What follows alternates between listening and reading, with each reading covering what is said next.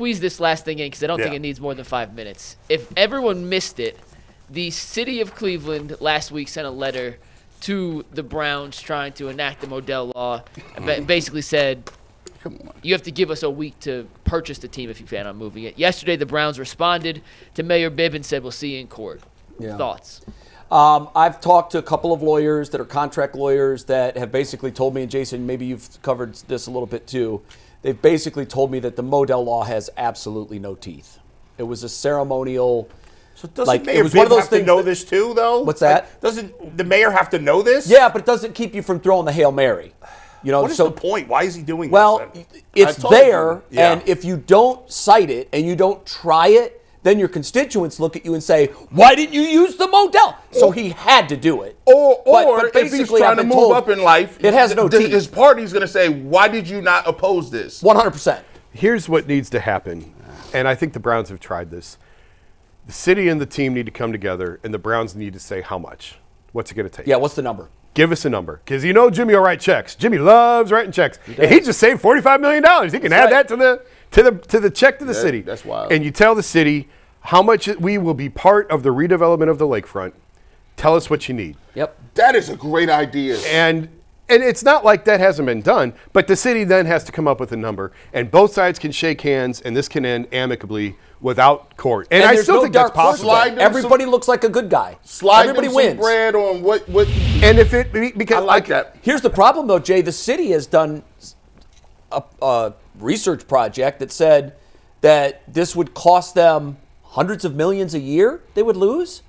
I don't know. There is a number out there. I have to believe there is a number out there. So if you're talking 10 years, that's $1 billion in losses if it was $100 million. I don't remember what the number was. I think that's probably highly inflated. I think all those numbers are inflated. Maybe it was 35 There has to be a number. What the number was. There has to be a number out there that both sides can agree on. And if they has them stay involved in redeveloping whatever the city wants to do with that, there's a way that this can still end amicably. The thing that I worry about is 15 years from now, if this thing goes to court and the Browns win and the Modell Law gets thrown out, okay. Which would be my expectation. What happens in 15 years when the Guardians lease is up and they want a new dome? What happens? It's a good question. So, and nobody's talking about that and nobody's thinking about that right now, but I'm telling you, the Guardians have wanted a dome for a really, really long time because of April and May. Sure. And it was a non-starter when this thing, when they went through their stadium renovations. They knew, like, the Dolans certainly don't have the money to put up half for a new stadium. Like, that was never even negotiated. But the lease that they signed, I think, is for 15 years. And in 15 years, that stadium will be, 40 years old? It's going to need replaced. What do you do? And I'm just saying, end this amicably now if you're the city and leave whatever. In 15 years, it'll be closer to 50 years. It opened in 94, right? 30. Yeah, this will be the 31st. So, unless you want this to become Wrigley and Fenway, and maybe you can. I'm just telling you, I know there are a lot of people who work there that would like a dome.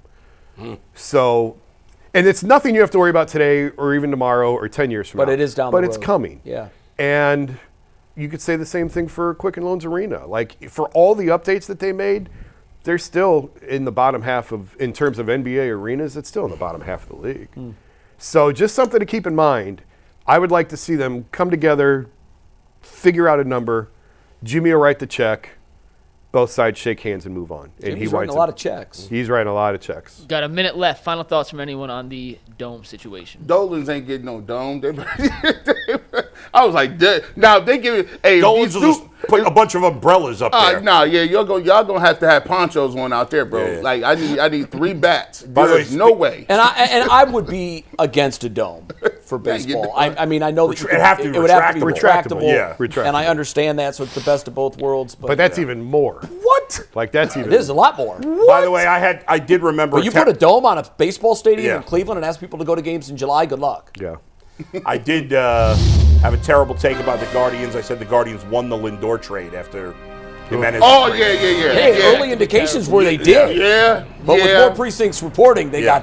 WKYC in 3 minutes.